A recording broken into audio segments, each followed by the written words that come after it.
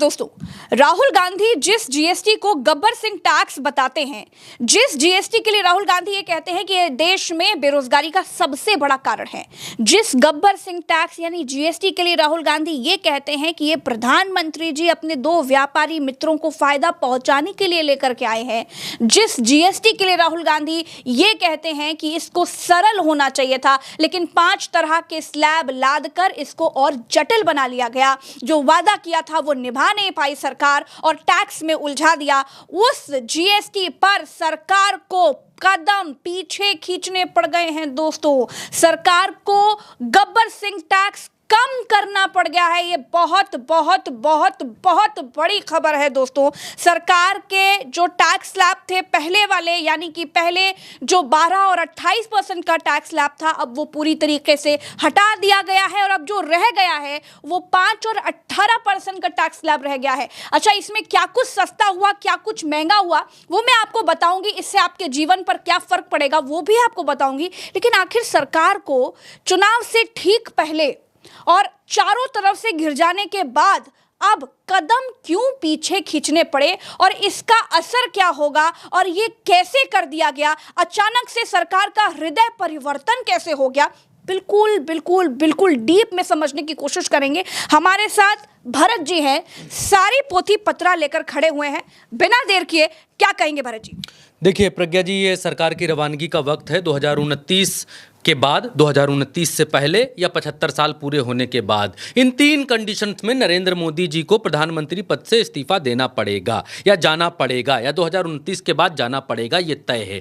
तो नरेंद्र मोदी जी की इस जाती हुई सरकार की विदाई और अच्छे तरीके से हो, जनता के भीतर नरेंद्र मोदी जी का ये कार्यकाल उस तरीके का ना दर्ज हो, तानाशाही वाला कार्यकाल, टैक्स लगाने वाला कार्यकाल, अन्न पर टैक्स लगा देने वाला राजा के तौर पर इनका चेहरा ना दर्ज हो, इनके इस कार्यकाल को ना गिना जाए, इसको व्यवस्थित करने की कोशिश की जा रही है। नरेंद्र मोदी खुद को नेहरू से ऊपर, उनके रिकॉर्ड से ऊपर, उन्होंने जो कुछ भी किया उससे ऊपर देखना चाहते हैं, उससे ऊपर अपना कार्यकाल और अपनी चीज़ों को रखना चाहते हैं। और इसीलिए, क्योंकि पहले गब्बर सिंह टैक्स लगाया, जीएसटी लगाई, लोगों को इतना दबाया कि रोटी अन्न तक पर टैक्स लगा दिया, और अब जीएसटी को कम करके ये बताया जा रहा है कि वाह महाराज की जय हो, महाराज जी ने कितना उपकार किया, बड़ा परोपकार कर दिया, टैक्स कम कर दिया। नो डाउट कि इससे मध्यम वर्गीय लोगों की जो टूट चुकी कमर है उसमें उनको कुछ राहत मिलेगी, इसमें कोई दो राय नहीं है प्रज्ञा जी, इस जीएसटी स्लैब को कम करने के बाद। लेकिन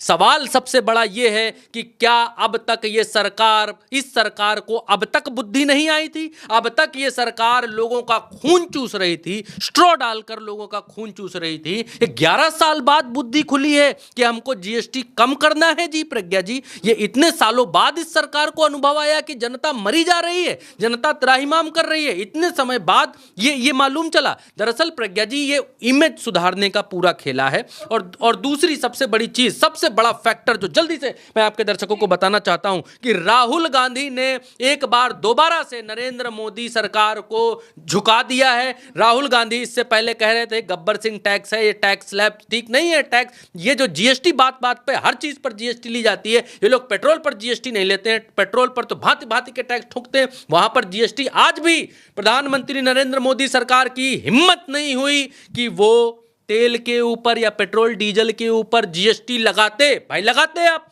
18% लगाते, 40% लगाते, 28% लगाते, लेकिन आप आज भी ऑयल को, तेल को, पेट्रोल डीजल को जीएसटी से बाहर रखे हुए।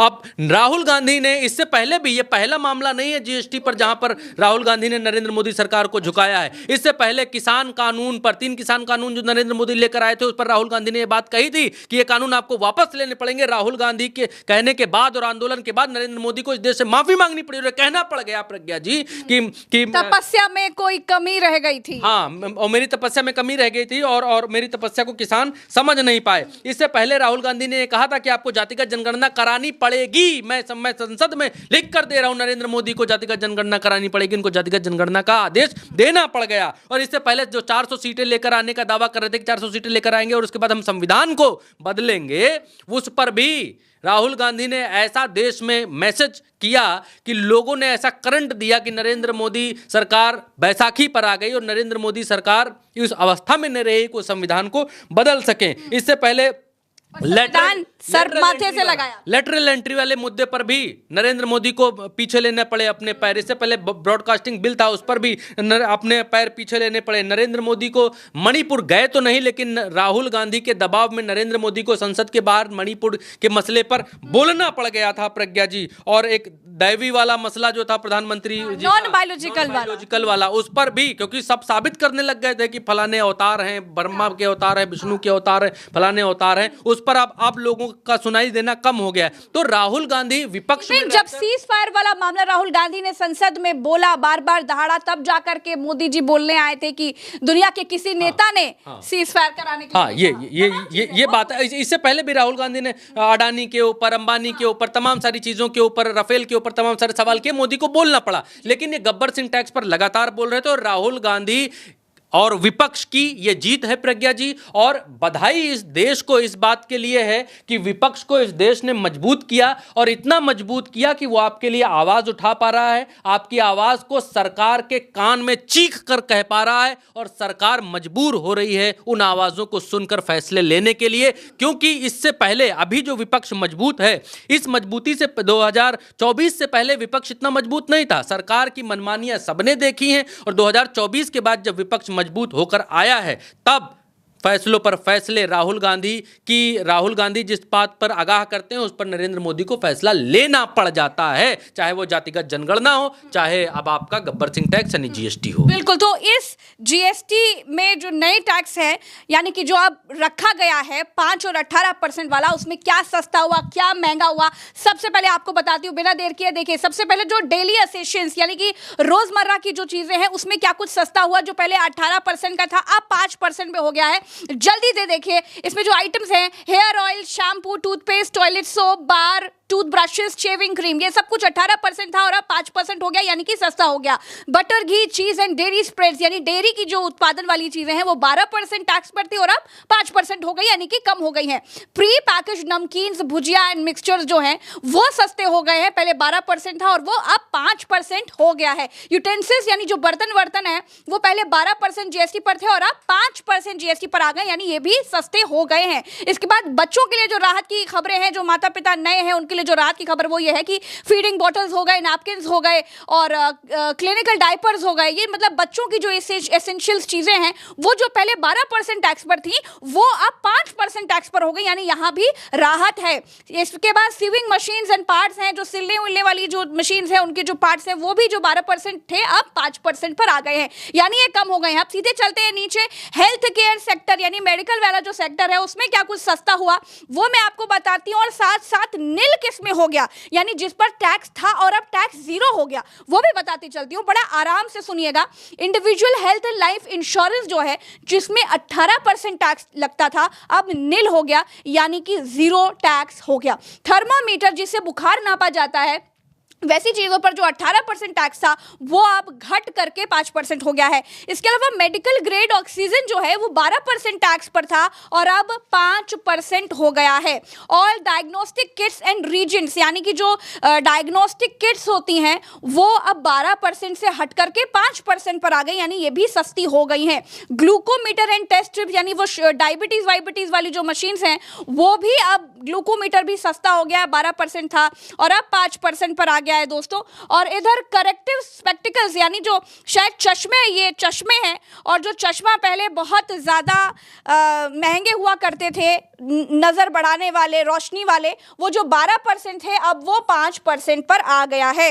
अब नीचे आ जाते हैं, अफोर्डेबल एजुकेशन यानी शिक्षा में क्या कुछ बदलाव आया है टैक्सेस में, वो भी देखते चलिए। यानी कि मैप हो गया, चार्ट्स हो गए, ग्लोब्स हो गए, ये 12% पर थे और अब नील यानी 0 टैक्स है भैया। Pencils, sharpeners, crayons and pastels, यानी बच्चों की पेंसिल और जो शार्पनर वगैरह हैं, कलर्स वगैरह हैं, वो भी सब नील हो गए हैं। पहले 12% पर था और अब नील हो गया है, बिल्कुल 0 टैक्स है इन चीज पर। एक्सरसाइज बुक्स एंड नोटबुक्स हैं जो बच्चों के लिए, वो पहले 12% थे। इसकी बड़ी थू भी हुई थी कि बताइए बच्चों की कॉपी किताब इतनी महंगी है, वो 12% टैक्स भी थी, अब नील हो गया है, यानी नील बटे सन्नाटा जिसको बोलते हैं। इरेजन यानी रबड़ वबड़ जो है, वो पहले 5% पे था, अब नील हो गया, यानी 0 बटे सन्नाटा। अब अपलिफ्टिंग फार्मर्स एंड एग्रीकल्चर, दोस्तों अब कुर्सी की पेटी बांध लीजिए क्योंकि ये बेहद महत्वपूर्ण है। देश के जो किसान हैं उनको कितनी राहत मिली है इससे, वो आपको जानना चाहिए। बेशक मिडिल क्लास के लिए ये राहत वाला दिखाई दे रहा है, लेकिन आपको मैं बता दूं फार्मर्स के लिए क्या कुछ हुआ है। देखिए, tractor and tyres and parts, यानी ट्रैक्टर के जो टायर होते हैं और भी जो एसेंशियल पार्ट्स होते हैं, वो पहले 18% जीएसटी पर थे और वो घट करके 5% हो गया है। इसके बाद देखिए, ट्रैक्टर्स जो पहले 12% थे, 12% से घट करके वो 5% टैक्स पर आ गया है, यानी कम हो गया है। इसके बाद specified bio pesticide micro nutritions, यानी कि जो दवाइयां वगैरह होती होंगी किसानों के लिए उपयोग में जो आती होंगी, वो 12% से घट करके 5% हो गई है। Drip irrigation system and sprinklers जो हैं वो 12% से घट करके भाई 5% पर आ गया है। इसके बाद एग्रीकल्चर, हॉर्टिकल्चर और forestry machines for soil preparation, cultivation, harvesting and threshing, ये सब जो चीजें हैं, ये जो किसानी से जुड़ी हुई चीजें हैं, वो 12% पे थी और अब 5% आ गई हैं। तो ये तो मिला है किसानों को, यानी कि ये जो हुआ है ये किसानों के लिए हुआ है। अब चलते हैं ऑटोमोबाइल, यानी गाड़ी और बाइकें, और इन सब में क्या कुछ सस्ता महंगा हुआ वो भी देखते चलिए। Petrol and petrol hybrid LPG CNG cars not exceeding 1200 CC 4000 mm, यानी कि 1200 सीसी के नीचे जो हैं उनमें क्या अंतर है वो देखिए, 28% पर थी 18% पर हो गई हैं। थोड़ा जबान स्लिप हो गई थी। डीजल हाइब्रिड कार्स जो हैं वो भी नॉट एक्सीडेंट, यानी 1500 सीसी से नीचे जो हैं वो 28% पे थी, 18% पर हो गई हैं। 3 व्हील्ड व्हीकल्स यानी ऑटो हो गई, ये सब तमाम चीजें जो हैं वो 28% पे थी, 18% पर हो गई हैं। मोटरसाइकिल जो 350 सीसी से नीचे वाली हैं वो 28% पर थी और अब 18% के लिए हो गई है, यानी कि सस्ती हो गई हैं। Motor vehicles for transport of goods, ये भी 28% पर थी और अब 18% पर हो गए हैं। आप बताते हैं इलेक्ट्रॉनिकल अप्लायंसेस पर, बिजली वाले शक्ति वाले उपकरण का क्या मामला हुआ है, वो भी सस्ते हुए हैं। अब देखिए, एसी आपका जो है वो 28% जीएसटी पर था और अब 18% हो गया है।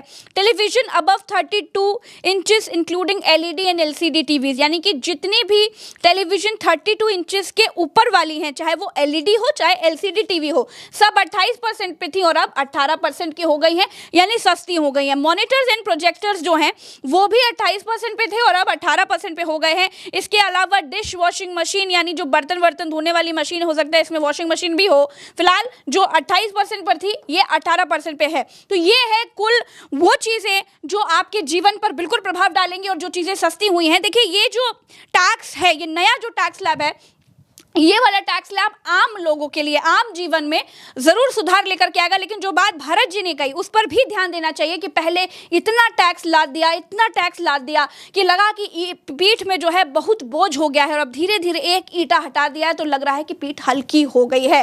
लेकिन फिलहाल जो कुछ है हम आपको लगातार बताते जा रहे हैं।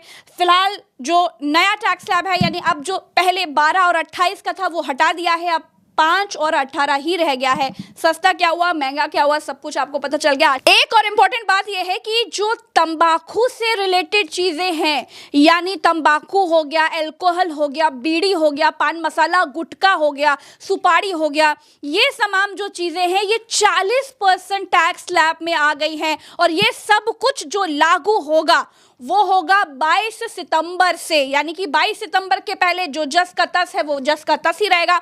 यानी कि 22 सितंबर जो नवरात्रि का पहला दिन है, उस दिन से ये नया 5 और 18% वाला जो टैक्स स्लैब है वो लागू हो जाएगा। और जो चीज़ें मैंने जो चार्ट में आपको दिखाया कि जो चीज़ें 18% से 5 में आ गई हैं और जो नील हो गई हैं या फिर जो 28 पर आ गई है, वो तमाम चीज़ें जो मैंने आपको बताया वो ये रही। और फिर दोस्तों, अब फिलहाल के लिए इतना ही, हम फिर मिलेंगे आपसे अगले वीडियो में। अभी के लिए इतना ही, चैनल को सब्सक्राइब कीजिएगा। नमस्कार।